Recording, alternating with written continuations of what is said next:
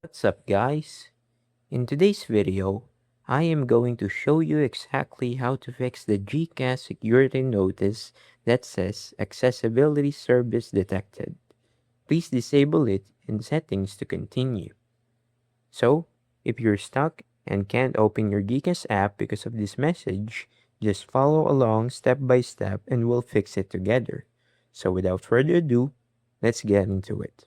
The fastest and easiest fix for this is simply clearing the GCash app's cache. Here's how. First, open the Settings app on your phone. Scroll down and tap on Apps or App Management, depending on your device. Next, find and tap on GCash from the list of installed apps. Now, tap on Storage. Here, you'll see two options, Clear Cache and Clear Data. Make sure you tap Clear Cache and not Clear Data, since Clear Data will log you out and remove your saved information.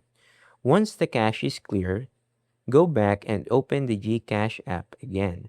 And that's it. That's how you can fix the accessibility service detected error on GCache using the simplest method. If this tutorial helped you, don't forget to leave a like and subscribe. And I'll see you guys in the next one. Peace.